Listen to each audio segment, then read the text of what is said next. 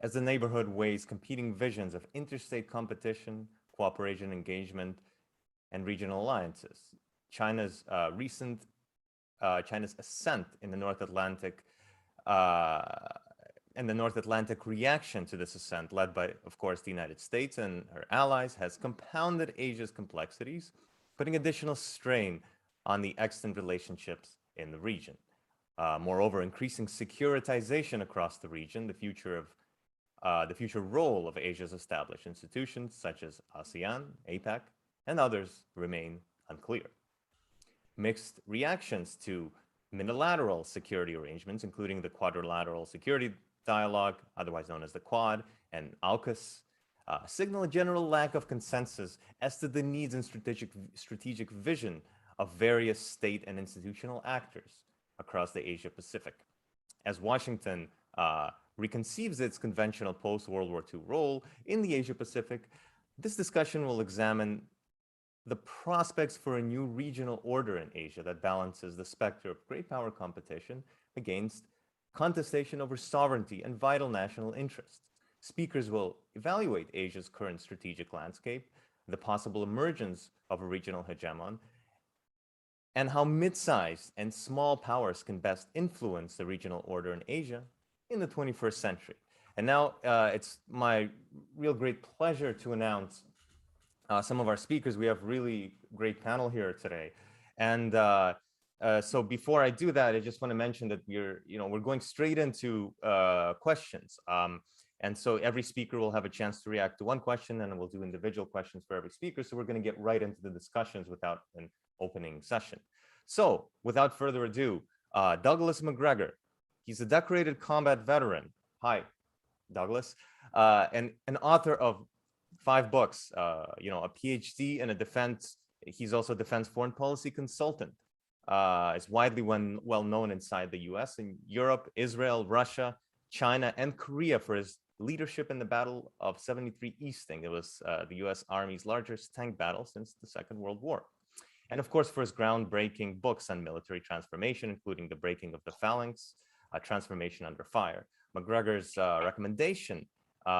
recommendations for change in the force design and integrated all arms, all effects operations have profoundly influenced force development in Israel, Russia, and China as well. Now, next we have Victor Gao, the Vice President of China Center for Globalization. Hello, Victor. He's the chairman-elect of the National Organization Committee for the International Gas Union, amongst many other organizations. Victor Gao has extensive experience in government, diplomacy, securities regulation, legal, investment, banking, private equity, corporate management, and media. He's worked in the past in senior positions for CICC Hong Kong, Morgan Stanley Asia, and CNOOC International. And as some of you might know, Victor was also Deng Xiaoping's English interpreter in the 1980s. Next, we have Alina Noor. Hello, Alina. Alina is the Director of Political Security Affairs and Deputy Director at the Washington, D.C. office at the Asia Society Policy Institute.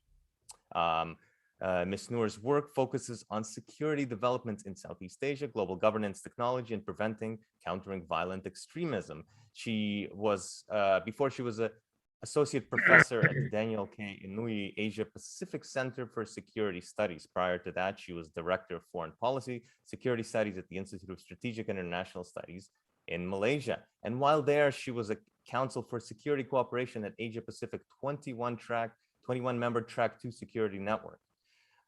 Next, we have Eugene Goltz. Hello, Eugene. He's an associate professor for political science at the University of Notre Dame, and he works primarily at the intersection of national security, economic policy subjects, including innovation, defense management, US grand strategy. And as some of you might know, he co-wrote the well-known international security article that coined the term restraint as a proposed grand strategy for the United States. He's co-author of 2 books, including Buying Military Transformation, Technological Innovation, and the Defense Industry, and US Defense Politics, The Origin of Security Policy. Last but definitely not least, Professor Brian Job. Hello, Brian. Brian is a professor of political science and a resident faculty associate at the School of Public Policy and Global Affairs at the University of British Columbia, and senior fellow at the currently a senior fellow at the Asia Pacific Foundation of Canada. He's currently looking into UN peacekeeping, protection of civilians in conflict, Canadian security policy, and security relations amongst Asian states and peoples. He has been co-editor of International Studies Quarterly, for those academics of us out there, and Global Governance, and has been on the editorial boards of International Journal and International Relations of the Asia Pacific. Thank you everyone for being here. So just to get right into the panel, we're gonna go in order. First, we're gonna start with Douglas, then we'll have Alina, Victor, Eugene, and finally Brian answer this question in about 3 to 4 minutes if possible. So the question for every panelist is, what is Washington's vital interest in Asia? Considering the stopping power of water and Beijing's traditionally contained sphere of influence, does China actually pose a threat to the United States outside of Asia proper? Let's start with Douglas. What do you think? Well, thank you very much, Anton. I'll try to be brief, but a little background is necessary if we're going to understand, if it is even possible to understand thinking in Washington these days, which is admittedly somewhat incoherent and confused. Back before the Second World War, we defined our eastern area of security interests as reaching essentially from Alaska to Hawaii and from Hawaii to Panama. And many of your panelists may or may not be aware of it, but from 1910 until the outbreak of the Second World War, we spent much of our time trying to shed the responsibility for governing and protecting the Philippines. And our last desperate act before the outbreak of the war was to secure neutrality for the Philippines and withdraw our forces to try and spare the Philippines from participation in a war that they could not possibly win against the Japanese. So our history with Asia is by no means security oriented or dominated. When we looked at Asia from time to time, we saw it as a tremendous market for American goods.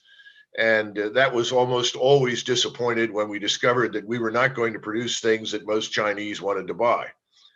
So the market never really developed along the lines that we'd hope. So if you have that as the backdrop of understanding that our presence in Asia is entirely the function of the Second World War. And certainly since the collapse of the Soviet state system, we have been clinging tenaciously to our positions all over Eurasia, not only in East Asia, but in Europe, in Northern Europe, the Middle East, South Asia, and so forth. We tend to see wherever we are militarily as inextricably intertwined with this thing we refer to as a rule-based liberal order, whatever that really means. And I think to most people in the world, it means an order where we make the rules and everyone else follows them, which of course is not terribly appealing to many states in Eurasia today, not the least of which are Beijing and Moscow. So our problem right now is trying to define what is our relationship and what kinds of interests do we actually have. And I would argue that our interests in Asia are really to do business to the extent that we can, but to do business in a way that is mutually beneficial between the United States and China and everyone else in the region. We really are dealing with a region today in Asia that is radically different from anything we've seen in the last 100 years. We have trouble coming to terms with the reality that no one in Asia really wants to go to war with anyone in Asia. We keep insisting that others in Asia, like Japan and other friendly states, at least historically friendly to us, should join in some sort of anti-Chinese coalition or in a Chinese containment strategy. But there's no real interest in it, because the real interest is that everyone has is to effectively do business with China. And I think the RCEP is tangible, concrete evidence of that, the regional economic or cooperative program that China has put in place with all of its neighbors. So whatever differences there are between states in Asia, there's no real interest in military conflict, far from it. So the question is, can we demilitarize our relationship with Asia? Finally see Asia as essentially a large marketplace, but not necessarily a place for American military power. That's extremely difficult because we have this enormous defense budget and lots of people in Washington with a permanent interest in maintaining that large budget and force structure. Thank you very much, Douglas. That was very succinct and actually very informative. So let's go on to Alina. Alina, same question. What do you think Washington's vital interest is in Asia, and does China pose a threat? Yeah, so Washington's explicit interest in Asia is, as Douglas mentioned, this preservation of a rules-based order, free and open Indo-Pacific. We're all very familiar with these buzzwords and terms.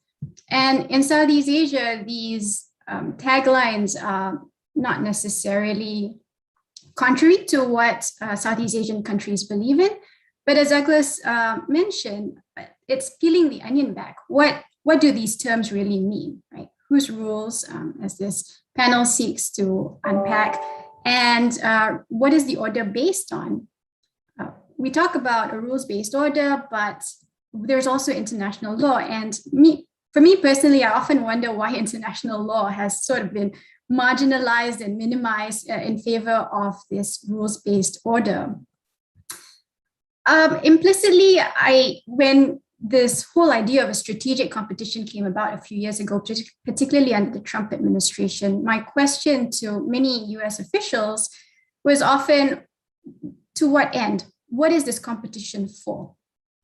And I think that's the implicit answer, that the competition with China is really for the preservation of dominance, for the preservation of influence and leverage in Asia.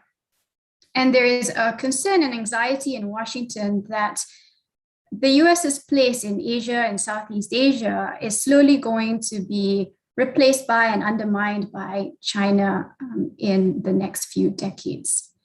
So I think on the surface, you have these really benign taglines of free and open Indo-Pacific, but implicitly, it's really the preservation of the number one place in the region, if not the world. From a Southeast Asian perspective, to answer your second question, Anton, I am not sure that China poses a security threat to the US per se. I'm not sure why this has come about. I think very frequently Washington points to instances like Taiwan and Hong Kong, South China Sea. And I think there's certainly valid concern in Southeast Asia about some of China's moves in the South China Sea.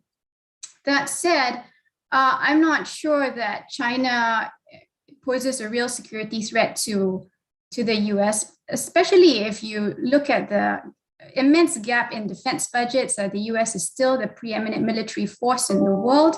China is certainly trying to catch up, but quality-wise, China still has a long way to go in terms of its military force and expenditure. So in short, from a Southeast Asian perspective, and of course this is only one Southeast Asian perspective, I certainly don't think that China poses a security threat to the US, at least not imminently.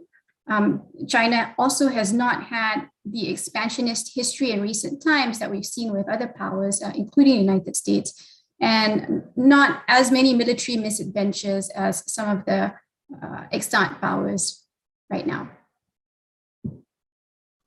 Thank you, Alina. I just want to double check. There were some comments about volume. Am I loud enough now? Can everybody hear me? Yes. Okay, perfect. I can hear. Okay, Yeah. My apologies. So, Victor, same question to you. What do you think? Well, thank you very much for having me. If the United States believes that China or continuously rising China constitutes a threat to the United States security considerations, first of all, I think this is very much miscalculated, misconceived, and it does not reflect the realities on the ground as far as China is concerned. I would say if the United States believes that it is the top dog in the world or in the Pacific region or in the Asian Pacific region or the Indo-Pacific region, China has no desire or aspiration to replace the United States as the top dog in the world or in any particular region.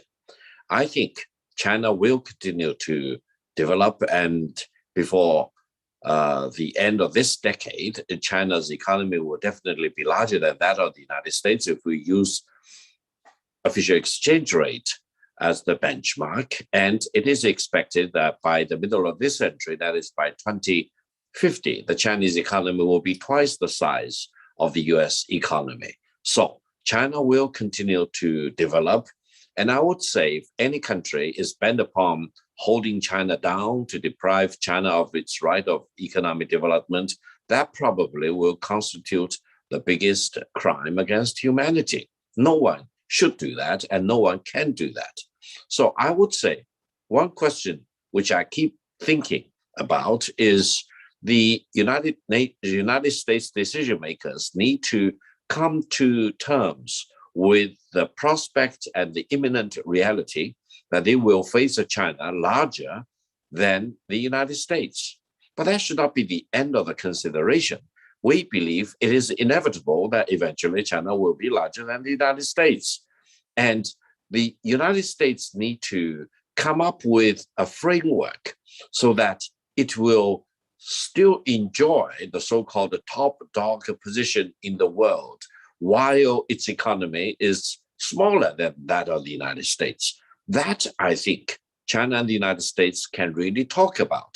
And that should really be the main dominant theme of any future discussion between President Biden and President Xi Jinping of China, because no one can prevent China's continued development. And China has no desire to replace the United States as the top dog. And also, in China, we keep talking about the Chinese model of development. But at the very core of that methodology or model is something very unique to China. We don't think any other country is capable or wants to duplicate that from China. That is the rule of the Communist Party of China. This is very unique to China, and it suits the Chinese circumstances very well. And you know very well that the Chinese army swears its allegiance to the Communist Party of China. China does not have any desire to persuade or lobby any other country to adopt these very typical Chinese ways of managing our country, our system, our military, etc. So in terms of political values, for example, China is not a threat to the United States. In this regard, I hope the United States will eventually agree with me and conclude that your God for you and my God for me is the best way forward. I think President Xi Jinping is absolutely right in his meeting with President Biden in their virtual summit when he said the world is big enough to accommodate both China and the United States. Now, allow me to also mention, there are people in the United States who keep talking about China and the United States being destined to war. This is a false destiny for China and the United States. I've proposed the inevitable peace between China and the United States. Why? Because sooner or later, these two countries will figure out a way to get along with each other, to treat each other with decency and respect. And a war between China and the United States, if it starts on a smaller scale in conventional sphere, for example, may soon escalate out of control to become a total war between these two biggest countries in the world.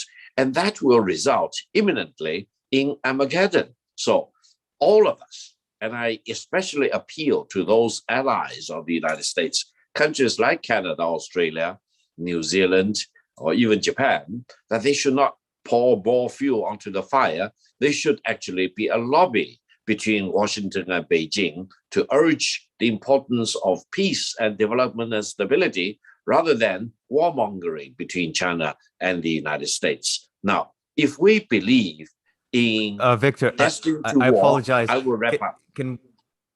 Oh, yeah, thank you so much. I will wrap up very soon. If we believe in destined to war proposition, then go out there and prepare for war. if we believe in inevitability of peace between Washington and Beijing, then we need to embrace peace and promote development. For East Asia and Southeast Asia, it's the same thing. It's not a choice between the United States or China. It's a choice between war versus peace. Thank you. Thank you so much. Victor packed quite a lot into that, so we have a lot to chew on in the discussions. Eugene, what do you think? Hi, thank you. Yes, there have been a lot of interesting comments already, but to just answer your question about American vital interests and whether China poses a threat was how you summarized them, Anton.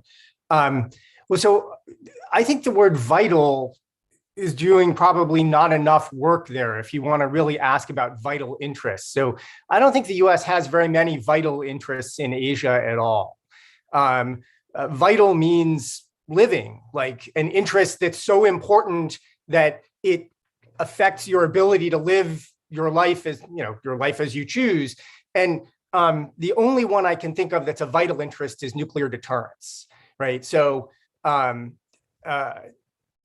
if someone were to attack the United States with nuclear weapons, it would dramatically change our way of life. So we have to deter that. But that doesn't actually do any work in a policy sense because we have overwhelming nuclear deterrence, right? So that's not answering the question. The question is, what interests does the United States have in Asia that are important, or can the United States make policy in Asia that makes proportional the level of resource commitment, engagement, activism in Asia to the level of actual interest that the United States has? And the United States has a number of things that it cares about in Asia, that it wants, desires in Asia. So one is to do business, and to do business in a way that increases American prosperity is very important to Americans. Things that business activities or government interventions in economic activity that undermine US prosperity, well, the US has an interest in trying to reduce or prevent those and would put some resources against them. So like that kind of beneficial to the United States economic activity is an interest of the United States. Freedom is an interest of the United States. We want, to me, most importantly, the essentially close to vital interest is freedom in the United States. Are there things that happen in Asia that threaten freedom in the United States? And the answer is only in a very limited sense. Like, we can panic and do things that undermine our own civil liberties at times, and can undermine our own values if we exaggerate threats or make decisions in a hurry without due deliberation. And that sometimes causes trouble. But the United States has an important interest in freedom elsewhere. The United States has a long-term commitment to desiring freedom around the world. The question is, what resources would the United States put into trying to cause our conception of freedom?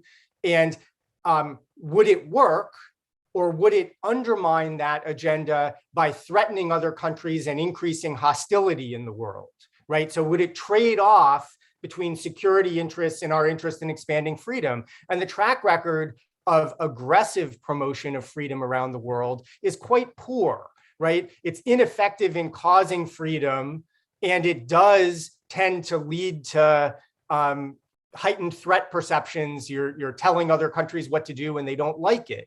And so if you expand that definition of our interest in freedom too much, if you call it a vital interest and you exaggerate and you put too much aggressive effort into it, you end up undermining American actual interests. But would it be nice? Would the United States be willing to spend some effort, some diplomacy, some investment, maybe some level to say, hey, we think that there are certain countries that we get along with better, that seems perfectly reasonable, as long as it is persuasion about freedom rather than manipulation or coercion about freedom, right? That's where we should draw the line in balancing interests versus policy commitments and effectiveness, right? If we go step to meddling or coercion, it has a tendency to undermine American interests. But I mean, I think, the answer is vital interest is the core answer to your question. Vital interest is the wrong way to think about this because there are so few. It's what's important and how important is it?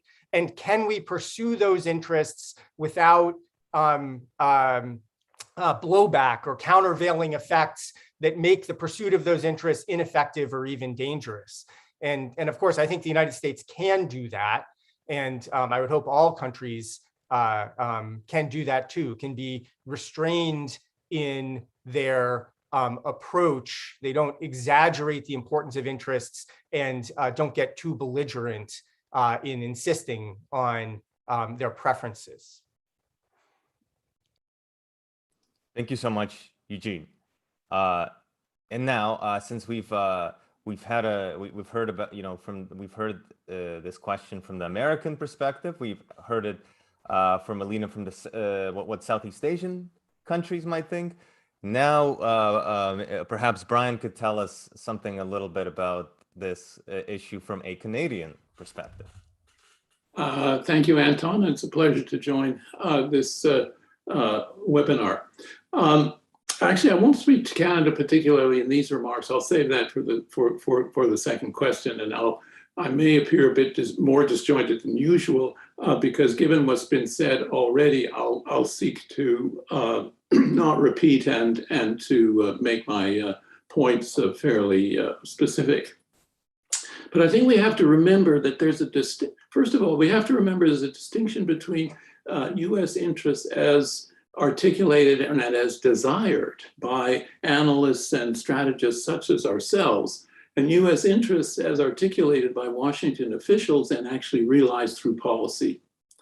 In Asia, Washington is pursuing a militarized containment and deterrence strategy towards China, implemented through efforts to bolster existing alliances, to create new minilateral exclusionary institutions with chosen like-minded partners, and to extend its reach across the Indian Ocean, in essence, an expansion of in Asia through an additional theater for US operations, the free and open Indo-Pacific.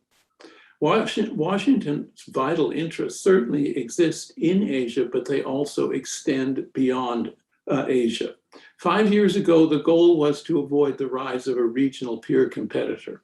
Today, we have one. China's achieved that status, and Washington finds itself engaged in what they regard as strategic competition with whom they term an existential threat.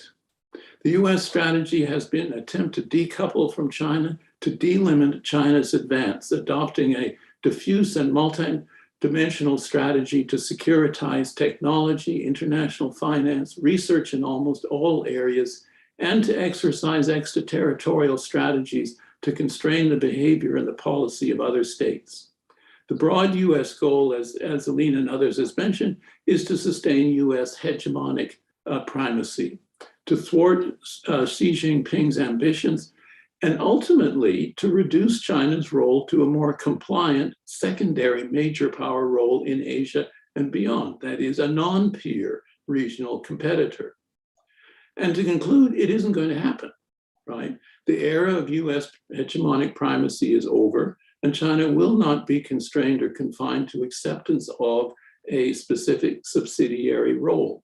How their competition plays out is unclear, but it's not going to end in a Cold War-like scenario of US ascendancy and opponent collapse.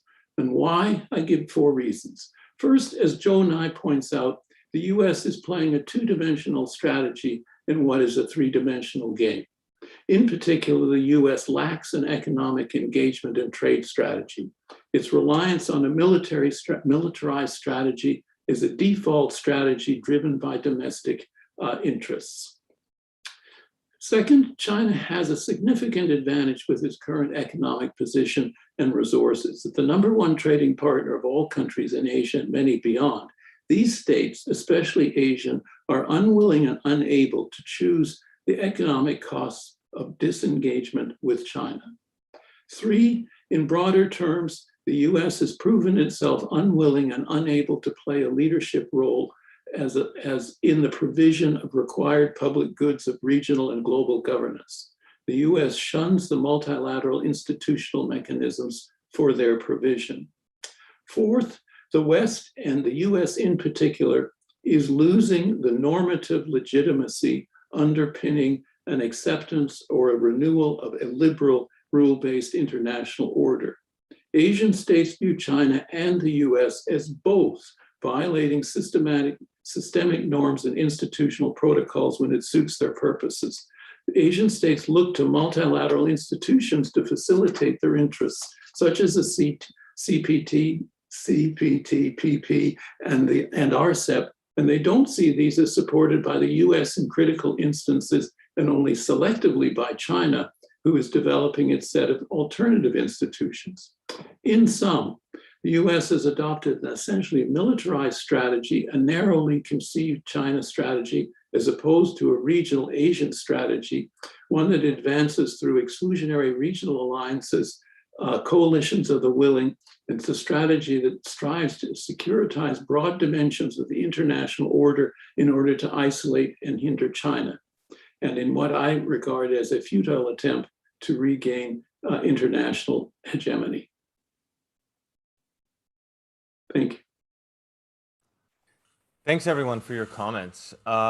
So it looks like we have quite a few critiques of the existing US policy.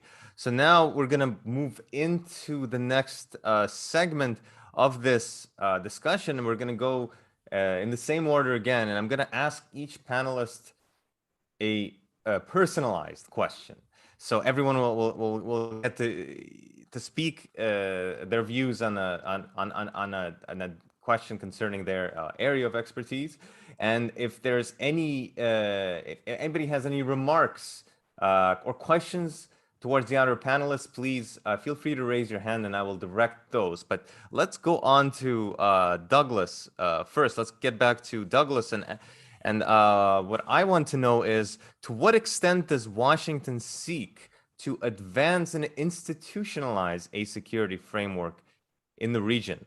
Why does the US insist in the first place on the securitized understanding in the region? Because as we all know, that's not the only framework that exists in the region. As you yourself has mentioned, that the economic framework is as or perhaps more important. Well, part of the answer to your question goes back to the point that was made by several of the panelists on interests. If you sit down with the so-called Washington policymakers and ask them specifically what are our interests in Asia, let alone China, you get a variety of different answers. Most of the time, they're not terribly concrete, and it's almost deliberately presented in that manner. In other words, if we are specific about our interests, we discover exactly what your last speaker said, or the previous one. Perhaps it was Professor Schultz. He said, what are our interests? Our interests are to do business. In other words, to be prosperous, and for those who do business with us to be prosperous. If you go back to the organizing imperative of our Constitution, James Madison all argued the same thing, that the United States' role in the world was to be its engine of prosperity. That if we were successful and became very prosperous, then other countries would want to emulate us. That is diametrically opposed to the notion that we should be a crusader state, bringing political, social, economic liberation to other people at the point of a gun, or assisting other people to overthrow governments.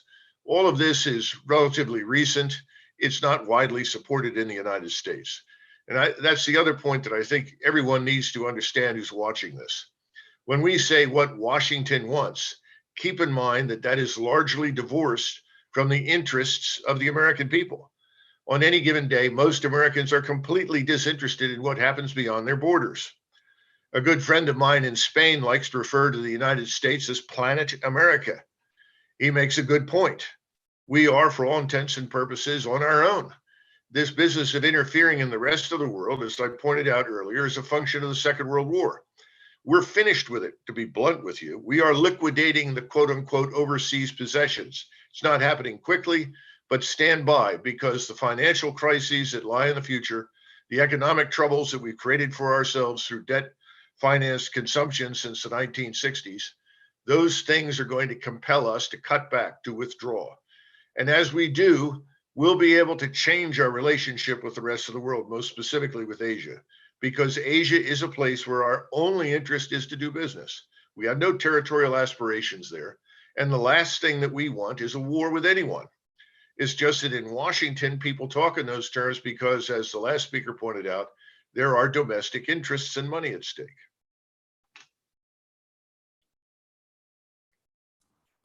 Thank you, Douglas, for these comments. So that actually, so we have this situation where the U.S. has a lot of internal problems. We have a situation where there are where the primary interests appear to be economic, even though the foreign policy focus is really on security. So if you are sitting, and I'm going to direct this question at Alina, if you are sitting in Southeast Asia, what are you thinking? You know, how could these middle and small powers maintain the kind of ASEAN centrality amid great power competition, which not only is there great power competition, but there is some confusion about what constitutes at least the policy of the predominant regional power. Is it in the best interest of these nations to advance their national objectives through ASEAN, or by means of deepening their security relationships with powers such as China or the status quo power of the US?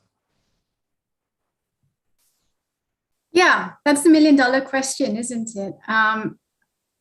I think if we step back a little, the notion of ASEAN centrality itself is a contested one among ASEAN member states. And this is not new. This has been a question that has been tossed about with a lot of angst and anxiety for at least a decade, if not more.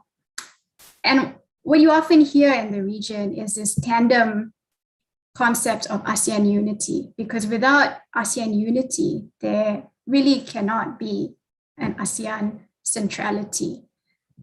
ASEAN's superpower, if you will, despite all the criticisms that have been leveled against it, is its ability to be a convening platform for the major powers.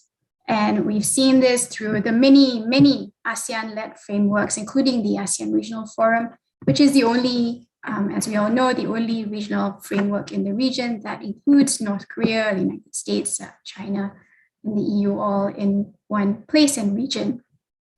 So that's been ASEAN's number one advantage to the region, but also to the major powers.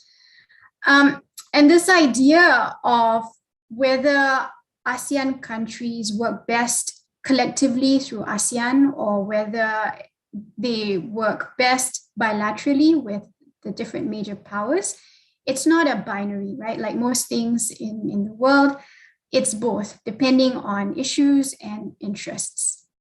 Many Southeast Asian countries, even those with alliance relationships, such as the Philippines and Thailand, are able to segment their ties between the United States and China based on issues. And sometimes these differences between national and regional interests don't always align. We see this very starkly with the South China Sea. You only have about half Southeast Asian states who are claimants to the dispute. The other half are engrossed with another type of potential flashpoint, the Mekong. And so the split of mainland and maritime Southeast Asia on some of these issues sometimes plays out in the ASEAN meetings. And Cambodia takes the ASEAN chair this year.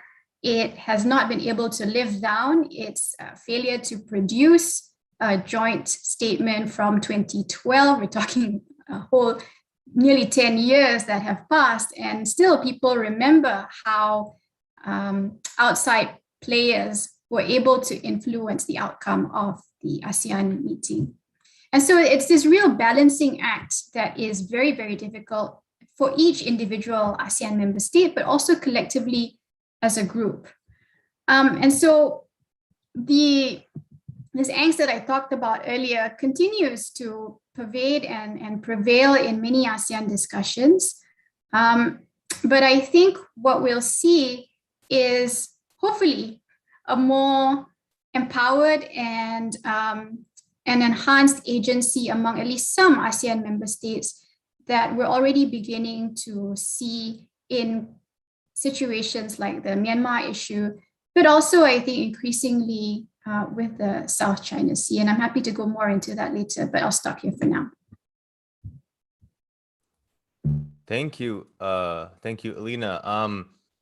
Victor, so how does Beijing conceive of its role in advancing peace and security in East Asia? Does it offer a coherent vision of what the future order in East Asia, might be, one that is led by China, look like? Well, first of all, we just now talked about ASEAN. ASEAN, over the past several years, has become the largest trading partner for China. It's larger than the United States and larger than EU. So you can see that between China and the 10 ASEAN member states, economic activities are really booming for mutual benefit. And then China has been talking to quite a few ASEAN member states about connectivity projects linking China, especially China's Yunnan province and Guangxi province, all the way down through Indochina, down to Singapore, and further connecting different islands in Indonesia and Eastern Malaysia, you name it. And China is also very much involved in some of the big projects in the Philippines. So China is involved in all these 10 ASEAN member states. And when you talk about East Asia, for example, China versus Republic of Korea, Japan, and DPRK, then in terms of geography, of history, of culture, of the prevailing Buddhism faith, for example, then you actually see lots of common heritages behind the facade of seeming differences, I would say. So I'm a very big believer in greater cooperation between China and ASEAN, and China and all the other East Asian countries. And I think we need to focus on peace and development and trade. We need to promote people-to-people exchanges, and whatever further trade we are talking about between China and all these countries in this part of the world should not be to the detriment of America's interest and relations with all these countries. From China's perspective, we truly believe that the United States is both an Atlantic country as well as a Pacific country. The United States has full justification to continue to be involved in Southeast Asia, East Asia, you name it. And I think China believes that the world itself, or Pacific, is big enough to accommodate all of us, especially between China and the United States. So I would say if we follow the logic of peace and development, then we can make much better and wiser choices. If we believe in the destiny of war, then let's go back and prepare for war and prepare for the disasters. So it's really a choice between war and peace, as I mentioned. And I hope decision makers in Washington will realize that realism and pragmatism should be their guideposts, and rather than, for example, jingoism, etc. Now, from China's perspective, given China's present size and the continuing size, to talk about de-link from China is completely ridiculous, because we know for sure that ever since the 19th century, the US policy vis-a-vis China has always been open door policy, equal opportunity. We want to have an access to the Chinese market, etc. Now that China is already the largest manufacturing country in the world, the biggest trading nation in the world, and then in less than 10 years' time, the Chinese economy by official exchange rate as the benchmark could be larger than that of the United States. And then the further growth potential for China is big. Why should the United States commit this kind of economic suicide by shutting itself out from the China market? I don't think it makes sense. I hope US decision makers will look at China as it is. China does not threaten the US systems, the US values, the US alliance systems, for example. China is perfectly happy to coexist with the United States. And to the extent possible, we want to lend out a helping hand to the United States in dealing with lots of crises that the United States is faced with. Back in 2008, during the international financial crisis, you just ask people like Secretary of Treasury Paulson, read his biography, you will know how much China helped the United States to bail itself out from that miserable financial abyss. I hope there will be other occasions when the United States will look at China to seek a helping hand. And I don't think China will say, okay, since you manhandled me, you put all this humiliation and vilification against me, I refuse to help you. If, for example, China truly is believing that helping the United States at the appropriate time is actually helping China itself and helping mankind as well. So let's adopt a more broad-based approach to China-US relations, rather than, for example, being seized up with the notion that the United States wants to protect its so-called hegemonism at the expense of China's legitimate right of economic development. I would say, going forward, when China continues to develop for the coming several decades and beyond, China will become a larger force for peace and development and trade with all these ASEAN countries and all the East Asian countries. China, I hope and I truly believe, will be a force for peace and stability, rather than bullying and imposing its wills and values onto any other country, to say nothing of the United States.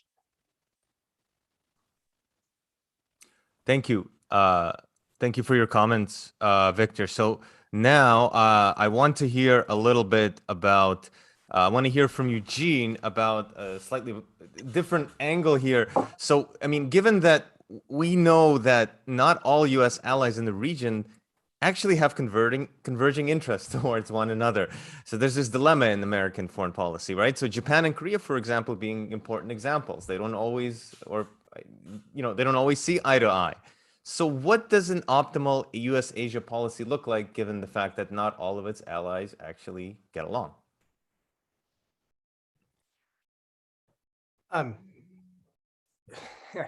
Well, so I think you can't expect every country in the world to always get along with every other country in the world. People have different countries define their interests in their own way. They have their own preferences, their own order of priorities, and there are all levels of disagreements, right? So, neighboring countries or countries in the same region have disputes all the time, ranging from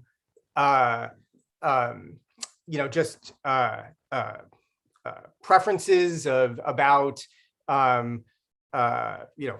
how they think about freedom or climate change or whatever it might be, or trade disputes or fisheries disputes, or all sorts of things that are worked out in many different ways. Just because countries have different interests doesn't mean that they are innately hostile to each other, need to go to war, can't cooperate in other ways, right? There's many opportunities. The United States and Canada have all sorts of disputes, but we basically get along, and I think that's fine. Now, the U.S. interest as well. So Douglas made a bunch of good points about the difference between the way the Washington policy community sees its American interests in Asia from the American people or strategic analysts outside the Washington policy community, right? There's a lot of discussion in the United States about what the interests are and how much the United States has to have its thumb on outcomes in Asia. But if you take as given that the US has a desire, has an interest, don't know how strong an interest, in seeing the continuing independence and freedom and kind of market development of a bunch of countries in Asia, many of those countries are wealthy, technologically sophisticated, well-governed, perfectly capable countries that can make a lot of their own decisions and can take action to defend themselves or seek their own commercial interest. They don't need the United States to do these things for them. They can do them for themselves.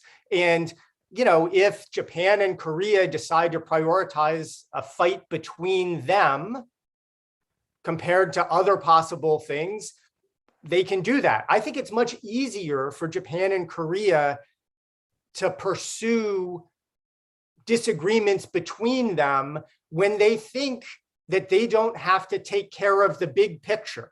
When they think the United States is taking care of the big picture of security and economic affairs in Asia, the big picture being the perceived threat or competition from China, well, then it's easy for Japan and Korea to, underneath that umbrella, spit at each other a little bit. But, if it was clear that the United States doesn't, thinks that these countries can take care of themselves, they might have reason to be a little more restrained in their interaction with each other, because it's a distraction from what they might then rate as a higher priority, which might be preserving independence from bigger competitors or bigger threats. Now, do they need to form a grand alliance? Does there have to be a big Asian alliance against China and complicated military and economic containment?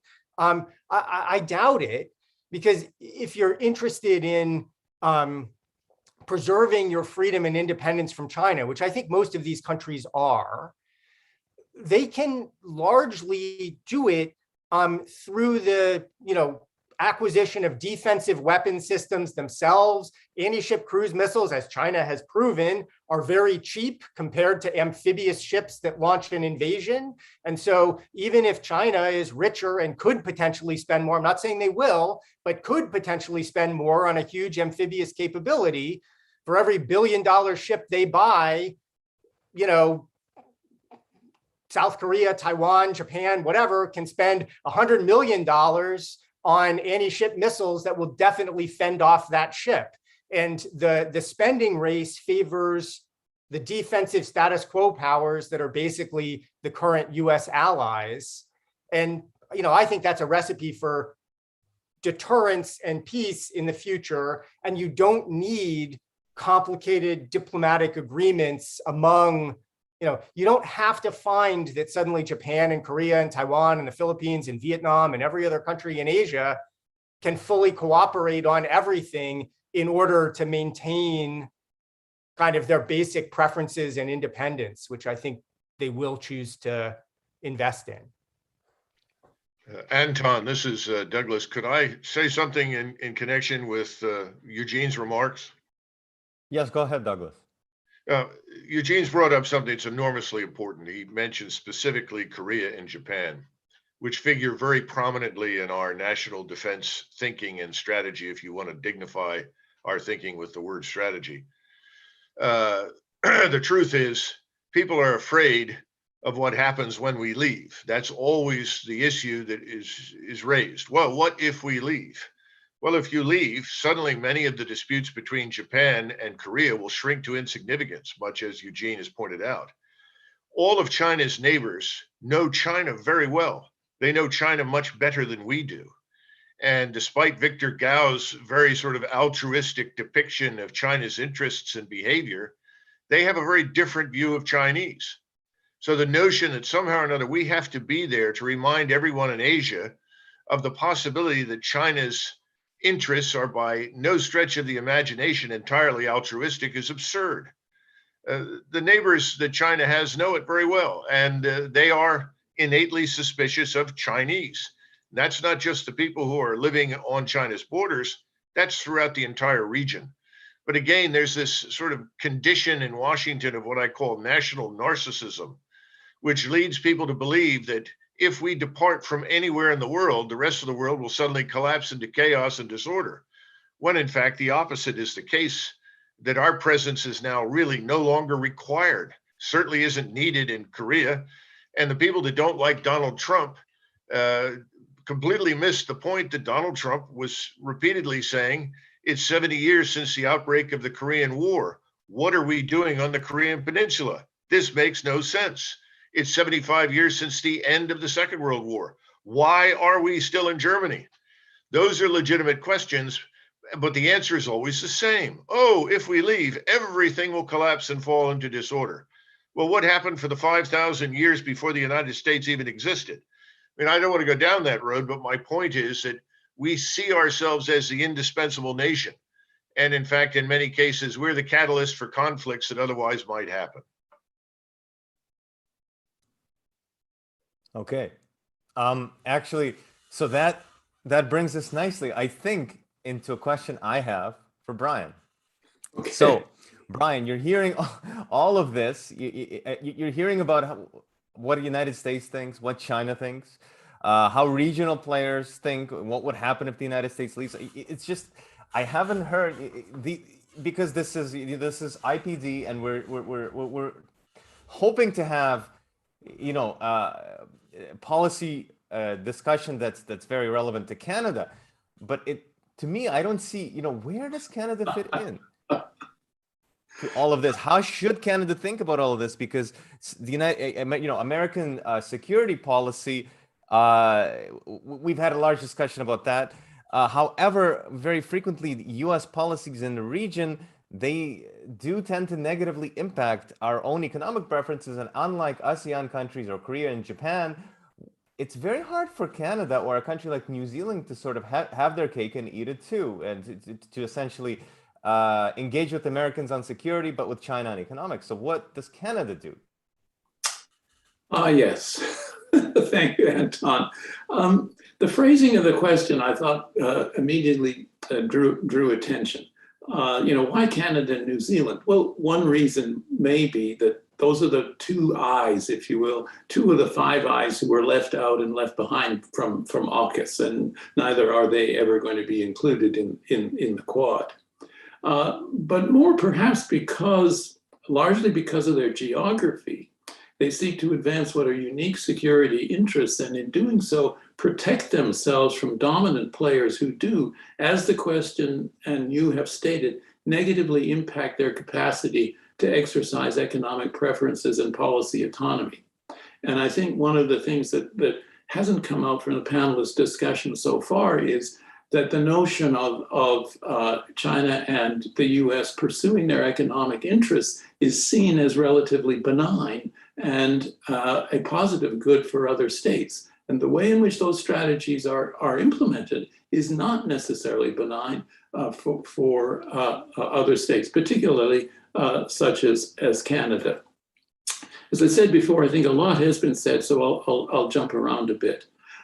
Canada is usually termed, and has been, and so has Australia, been termed as middle powers and playing a traditionally defined middle power role. I think that that's no longer possible. The term either has to be abandoned or one has to rethink how a state can pursue, a middle power state can pursue a middle power strategy when there isn't a middle. And the middle used to be an area, if you will, a space between the East and the West, where an intermediary state could operate and where other states could engage in multilateral institutional initiatives that both sides would ultimately participate in. And that's no longer feasible. Canada, given its geography, has limited room to maneuver, and it must exercise its security interests and policies around the opportunities and the demands posed by Washington. In the Asia-Pacific, Canada has thus sought to play a limited but relevant role, by and large a token participant in ongoing military operations, along with participation in the region's multilateral security institutions and engagement with the non-like-minded and inclusive engagement in Track 1 and Track 2 settings. But this is no longer feasible or an adequate strategy, given what I regard as the shifting priorities of Canadian interests, and also the necessity to take into account the strategies of major powers at the moment. Now, one strategy is, as epitomized by Australia, bandwagoning completely with a major power, embracing the US and its militarized China containment strategy. In exchange for the benefits of strategic partnership, this option effectively limits Australia's flexibility and influence. It puts it at risk of shifts in US policy and sees it increasingly at odds with China and isolated from its ASEAN neighbors who seek to balance and hedge their engagement, as Alina has pointed out, their engagement with the two major powers. Regarding the shifting priorities of Canadian national interests, and I'm looking ahead here and possibly going out on a limb, but I argue that over the next decade, given the transformation of regional and global conditions and the priorities of the Canadian public, Canada's national security agenda is going to be increasingly influenced by the necessity to respond to climate change, the issues of land and maritime security of the Arctic, and the necessity of response to the human security and humanitarian catastrophes that affect the lives of especially Asian societies. In doing so, Canada must position itself with caution concerning both China and the US. A carefully engagement strategy with China is essential, is come to the fore given the end of the Meng Wanzhou affair, but it's also careful positioning of ourselves vis-a-vis the US and its global strategies. And thus concerning current US strategic priorities, Canada is not positioned, nor will it be invited to commit to US alliance partnerships such as the AUKUS or the Quad. Regarding the free and open Indo-Pacific, you have a substantial debate within Canada at the moment.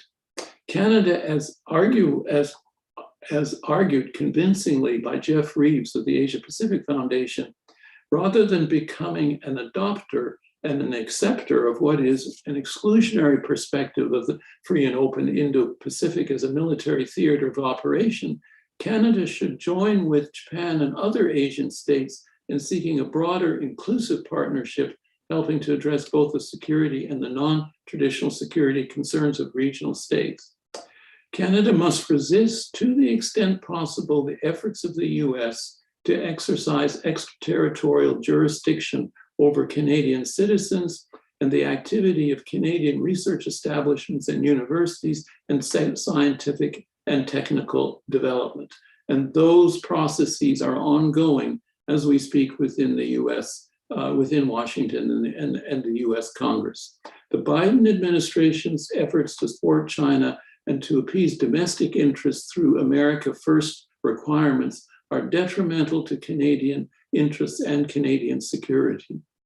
In sum, as regards Canada and Asia, paraphrasing the words of former Australian Prime Minister Keating, it is wrong for us to define our security from Asia rather than defining and finding it in Asia.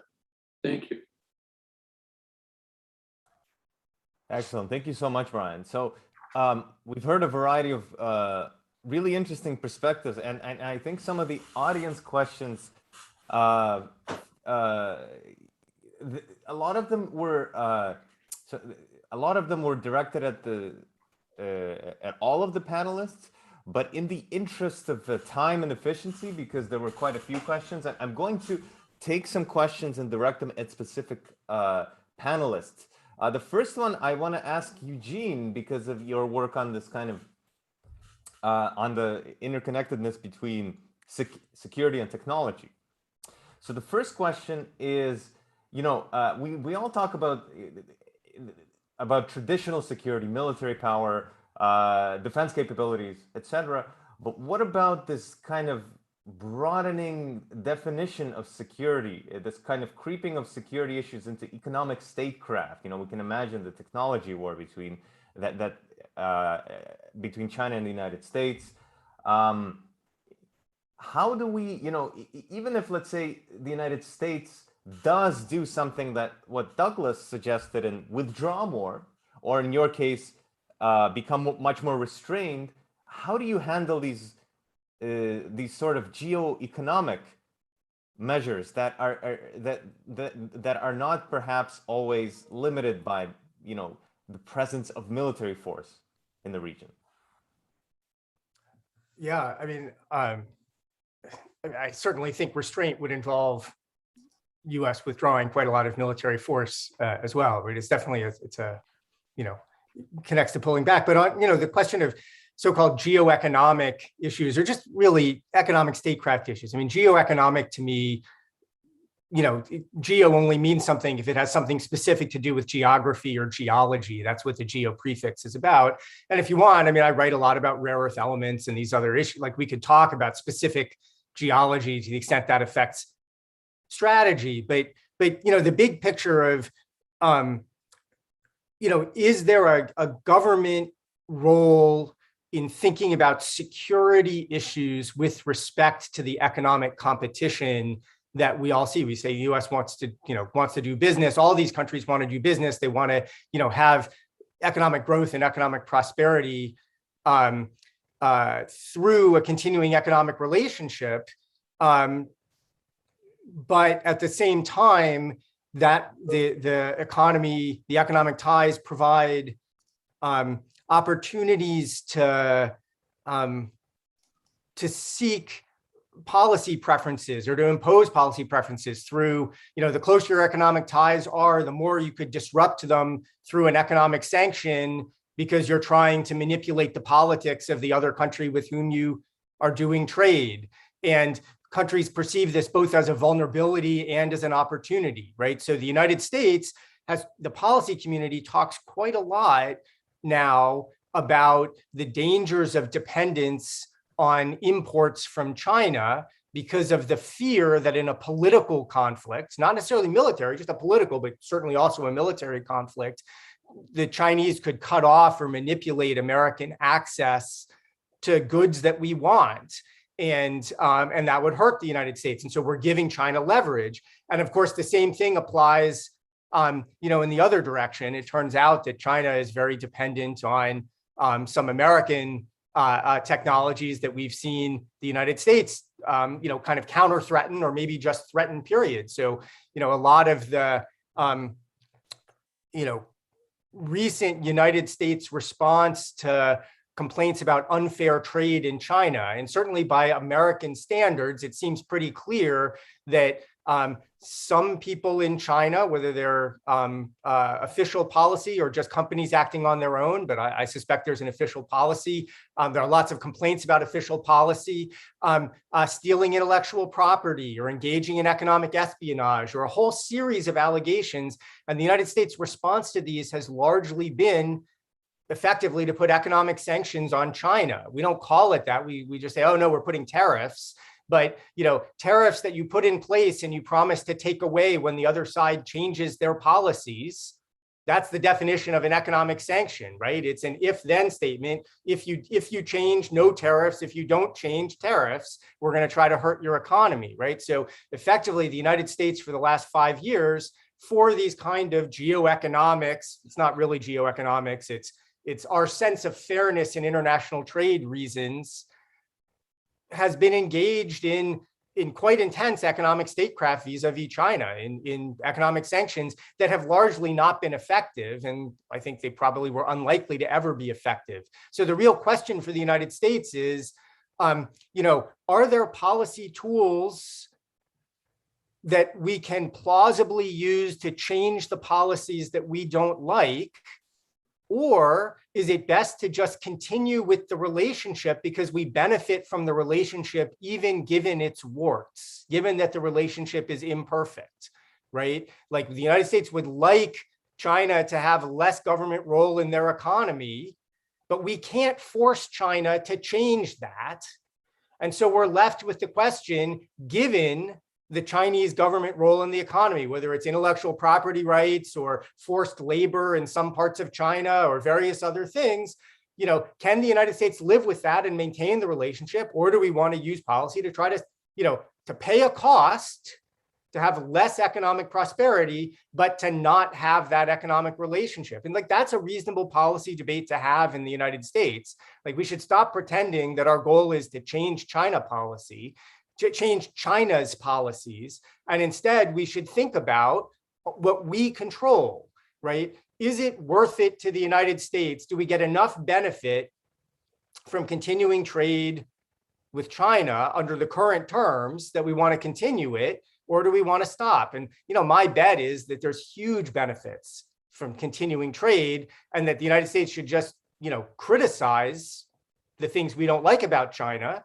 We should say our system is better. We think our system is better, but that doesn't necessarily force us to adopt either aggressive or highly defensive, right? The decoupling agenda. Just because we import some things from China doesn't give China enough leverage over the United States that, we should give up the benefits of the imports, obviously, right? That's the terms of the debate we should be having is there anything here that's so threatening that we need to pay huge costs? And my answer to that is no, but other people might answer it differently. That's why we have policy debate in the United States. Anton, this is Douglas. Can I tack on a comment very briefly in connection with Yes, Eugene's please go ahead, observations? Eugene makes a good point.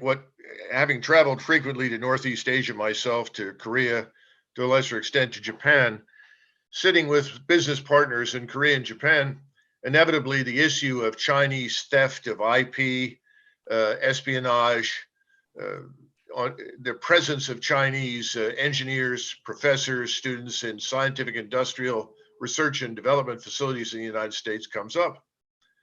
And our partners, business partners, are always very polite, but they look at us and they say, in effect, how completely stupid are you Americans? How many Chinese do you see in our research and development facilities in Japan and Korea? How many are operating in our universities and have access to the things that you've granted access to?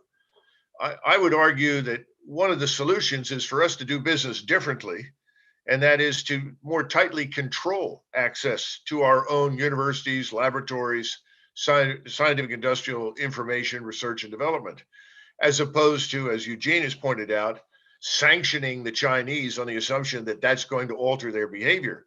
Because as the Koreans and the Japanese will tell you in private, the Chinese have always done these things for thousands of years. This is not a new development. This has nothing to do with communism, which brings me to my last point. I'm tired of this word communist being used because I just don't see China as a, strictly speaking, communist state. I would see them as Confucian. Perhaps you want to call them a Confucian surveillance state, imposing uniformity of behavior and thought, but it certainly isn't communist. And I think the word communist is tossed around in the United States to mobilize fear and potential hostility towards China, when in reality, my perception of the Chinese and my limited dealings with them is that they all aspire to live in some greater version of Singapore, which is certainly not a place I would like to live, but that does appeal to the Chinese very much. Again, you have all these misperceptions, false ideas about what can or will not change behavior instead of dealing with the simple reality that exists. Okay, so I have a question for Alina, but actually first I want Victor to respond. This idea of, a lot of people mentioned various degrees of decoupling from China on Douglas mentioned on research, but if US interests in Asia are, as a lot of the, or I guess all of the panelists have mentioned, economic, how should we manage, from China's perspective, how do we manage this relationship? First of all, decoupling by the United States from China is not going to work because it is against the fundamental interest of the American people and American corporates. Ask the major corporates which have operations in China whether they want to leave China. They didn't come to China by the gunpoints of the Chinese government. Now, even if the US government wants to use the gun pointing at them to force them to leave, they may decide to stay behind. Why? Because it is in their own interest to do business with China, to selling their products to China, and to sell their products made in China to other parts of the world. Let's be realistic and pragmatic. Let's don't be seized up by emotions or wrong ideas or misconceptions. That's very important. Now, I think China is becoming a fierce defender of RPR rights. China may be carrying this flag forward from whichever country which believes it is carrying the RPR protection flag. Why? Because now China produces more copyrights than any other country. And China has a vested interest, which is increasing on a daily basis, to protect RPR rights as much as any other country in the world. So let's talk about how China and the United States and any other interested countries can work together to protect RPR rights. And when you talk about US leaving behind in East Asia or Southeast Asia, vacuums, etc., I think China and the United States and all the relevant countries can discuss and talk about whatever happens, whether the US remains or leaves or partially or wholly, how can stability and safety be maintained in this part of China, rather in this part of the world, rather than plunging into chaos. So my simple point is that decoupling is not going to happen. It will not happen. If it happens, it will result in greater harm to the US consumers and the American people rather than bring any help to them. Now, someone also talked about the tariffs. The tariffs are not paid by China. It's not paid by the Chinese government. It's hurting Americans much more so than they hurt the Chinese. So let's be realistic again. I think wisdom should be demonstrated by decision makers in the United States. China is such that any talk about decoupling with China, disengage with China, really creates all kinds of chuckles among decision makers in China, because that demonstrates the stupidity of such arguments and the complete lack of pragmatism and realism from those who advocate such wrong ideas. Thank you, Victor. So, Alina, I have a question, and before I do that, I think we still have a little bit more time. So if audience members want to post questions, you can do so in the Q&A. But Alina, I want to know, so when you're hearing about all of this, all of these conscious US efforts to decouple from China, and now you have the AUKUS treaty and all of these non-ASEAN countries talking about decoupling. So how are ASEAN countries, how are Malaysia, Singapore, other countries interpreting this? What are, if we look at it from the perspective of Southeast Asia, what are they seeing? I think there are differing degrees of concern and anxiety, and we saw this most recently with the announcement of AUKUS. So in mainstream media, what you heard was on the one end of the most concerned spectrum, you had the grouping of Indonesia and Malaysia. On the less concerned, you had the grouping of Singapore and Vietnam. And probably the least concerned, most embracing of AUKUS is the Philippines. But I think if you look a little deeper, you'll see that there was this minimal baseline of concern amongst all ASEAN countries that actually pronounced on their reaction to AUKUS. Certainly, Indonesia and Malaysia came out most strongly in voicing their concerns about an arms race and the escalation of tensions as a result of AUKUS. But if you look a little beyond what was in the headlines in the media with the Singaporean and Vietnamese reactions, you'll see also that essentially what they said was noted.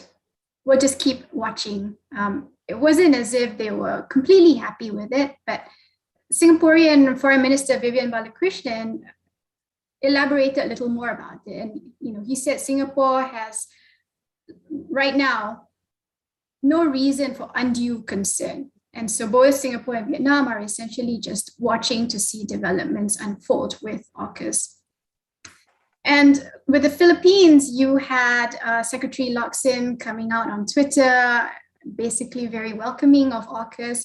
But then Harry Roque, the Philippine presidential spokesperson, later walked back on that reaction and said that Rodrigo Duterte also had some concerns. So I think there's this level of worry about what AUKUS means, particularly with greater defense technology integration. I know there's a question about cyber in the Q&A box, and this is something to watch out for, particularly with Southeast Asia being so much a key part of the supply chains in technology, but also with issues like data localization, data protection. Some of these debates are ongoing right now.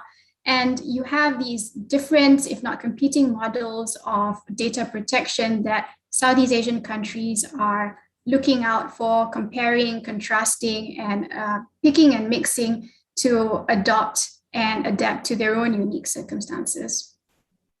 This is Victor Gao. Can I add a point on this AUKUS issue very quickly? Absolutely. Thank you very much. Now, for AUKUS, I think, first of all, it's a violation of the letter and the spirits of the Non-Proliferation Treaty. It's a violation of the South Pacific Nuclear-Free Zone Treaty. And it will really deprive Australia of the right of not being targeted by nuclear warheads going forward.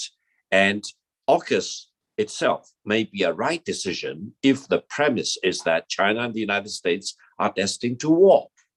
But it is a very wrong decision, a huge waste of time and resources, if, for example, China and the United States will have enough wisdom and courage to disengage from any prospect of war and embrace peace between the two countries and promote peace in the world. So I think, personally, AUKUS is the wrong bet, and AUKUS is basically enabling Australia by the United States and to a lesser extent by United Kingdom to sell their weapons system to Australia at the expense of the Australians, and it will cause regional instability in that part of the world. And eventually, if war does break out, war will come to Australia's shores. That's the tragedy I think we all need to prevent. Okay. Brian, so, Eugene wants, you can go ahead. Actually, you can go ahead. Very, very quickly, I'm sorry, I don't want to cut off your last question for Brian because we're coming to the end. But look, Victor, I mean, you're a smooth talker, you say lots of smart things, and they're not all wrong. I'm totally with you on some of it. But the idea that if we're just choosing the way of war or the way of peace, and anyone arming themselves is choosing the way of war, is not a realistic understanding of international politics or of international security, right? So deterrence is a meaningful thing. So like by your logic, it's quite clear that China is choosing the way of war because they are increasing the defense budget by leaps and bounds over the last decades, right? If it's just a matter of choosing the way of peace, the logical conclusion is that China should, if China were choosing the way of peace, they should be unilaterally disarming. And that's not a realistic policy. I don't believe China should unilaterally disarm, but the fact that different countries are arming themselves, and I'm not a great fan of AUKUS for a bunch of reasons, right? But the fact that they are choosing to arm themselves is not a commitment to say we want war. And it's not a realistic way to talk. Okay, can I add a point very quickly? I know we are running out of time. China Yes, and please. Australia are different in the sense that China is one of the 5 permanent member states of the United Nations Security Council. China is recognized as a nuclear power country. Australia is not. Australia for decades has taken great pride of being living in a nuclear-free bubble in the South Pacific region as a member of the NPT. If Australia's desires to violate their treaty obligations, be my guest. Just be aware of the consequences. That's the point I made. That's not smooth talk. That's very realistic, very geopolitical talk by itself. Nuclear-powered submarines is not Australia arming itself with nuclear weapons. It's power, right? Just like Australia already has nuclear reactors. It's not, this is, let's just say loose use of language because it sounds very smooth. And Anton, again, could I allow me to add another point on this one, because I think this is very important. I think this is very important. A nuclear-powered submarine is a weapon, and that weapon can attack or being attacked. In time of war, a nuclear-powered submarine being attacked will result in a huge nuclear explosion. That submarine, whatever you call it, whatever smooth talk you want to apply to that, is a nuclear weapon in itself. Don't apply smooth talk to geopolitics. Don't apply smooth talk to such military terms. The Australian government is deceiving the people of Australia by calling that not as a nuclear weapon, by calling that as not violation of the NPT Treaty or the South Pacific Nuclear Free Zone. The Australian people need to take their government to accountability, and there will be consequences for AUKUS going forward. Why? Because the Australian people will no longer enjoy the benefit and the huge privilege of living in a nuclear-free bubble in this world. Okay, I do apologize because we're going to run a little bit over time, but I just wanted to fit everybody's comments in. I do want to get Douglas in there, and then I have a question for Brian. So I apologize. I know this is a very heated debate and everybody wants to contribute, but let's hold it there. We'll see what Douglas has to say, and then I do have a question for Brian after that. Thank you, Anton. I am admittedly a little surprised at the vociferous response from Victor on this question, because one of the things that China has done, which earned China enormous admiration and respect from many, many of us across the world, was to renounce first use of nuclear weapons. I think that's a very important doctrinal position that President Xi has taken and has reiterated. I think that Washington and Moscow, for that matter, London, Paris, should all join with China in renouncing first use of nuclear weapons in any conflict or crisis. But listening to you today is disturbing, because you essentially seem to abandon that position entirely on the assumption that an Australian nuclear-powered submarine confers the right on China to essentially engage in a nuclear exchange with Australia. I'm not sure that's your goal, but I think that your statements today are diametrically opposed to what I think has been President Xi's greatest contribution, which is to get us away from immediate reliance on nuclear weapons in any crisis or conflict. We should all take his position and renounce first use under any and all circumstances. I think China has done us all a favor. I hope that you will look at that. And that should be, in my judgment, one of the leading themes of Chinese foreign and security policy. Allow me to add a point, because this is very important. First of all, I do hope the United States, Russia, France, and the United Kingdom and others will do exactly what China has been doing ever since the 1960s, to renounce the first use of nuclear weapons against any country, and to renounce the use of nuclear weapons against nuclear-free countries. This is very important. I do hope all the other nuclear powers can live up to what China has committed to. Now, secondly, for Australia to join AUKUS, to possess nuclear submarines, will be tantamount to becoming a nuclear power illegally by violating its treaty commitments. And therefore, it will be dealt with as that. There will be consequences for Australia to become an AUKUS member by violating its NPT treaty obligation and South Pacific Nuclear Free Zone Treaty. That's very obvious. We are grown-ups, we are adults. We are not kids in kindergartens. If you want to play kid game, you play kid game.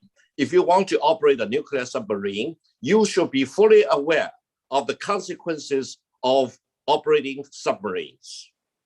That's my point. Thank you. Okay, thank you, everybody. I understand that this is a very important debate. We can perhaps there could be another forum where we can continue it, but unfortunately, in the interest of time, I just want to ask Brian or Elena if you have any points to add, just because we ran over time. But I do want to get in if there's any something you know. Go ahead, Brian. Yeah, I'll make 2 points that not necessarily reflecting on Canada, but first of all, I think the dilemma that we see throughout these discussions, both among analysts, but also among policymakers in our respective capitals, is the resort to inflammatory rhetoric, simplification, and implicit threats simply does not advance the debate. Unfortunately, I think we just saw an example of that. The second thing is, one of the things that all of us as panelists have neglected to realize and comment upon is the extent to which domestic politics drives the foreign policy of our respective countries, both China and the United States. The argument, for instance, that the U.S. is silly for its policies of decoupling and so on, neglects the facts that the political context within the United States, the power of voters, the power of influential lobbyists, is driving U.S. policy. Biden is essentially hostage to his prospects of re-election in 2022 or 2024. Xi Jinping, alternatively, has advanced a very specific domestic governance strategy for China, which has implications, and we are seeing them in China's conduct of foreign policy. So I'll just leave the notion that one can't and shouldn't, as we perhaps have, neglected this domestic dimension. Thank you. Thank you, everybody. I do apologize, we ran a little bit over time, but I wanted to give everybody a chance to respond, since everybody was really, I think it was important not to leave the debate on, I wanted everyone to feel that it was, everyone got fair airtime. Okay, so I wanted to thank every single one of our panelists. I really do think things did get, this was a very, it's a very important discussion to have. And I'm very happy that we had it here tonight. I want to thank everybody and the audience as well for joining us, especially those of us that joined from my time zone. It's very late at night or early in the morning, depending on how you look at it here. So thank you, Victor, for joining us today from our time zone. And just for those of you that are in North America or perhaps in Europe, the next session is going to be 1:30 p.m. Eastern Standard Time on U.S.-China competition and the emergence of the Asia-Pacific order. And so you can please check the full conference program and register for the sessions independently. And I'm sure if you've registered here, you know the website where to do that. Thanks everybody for attending. Thank you for the lively debates. And yeah, we can wrap up here.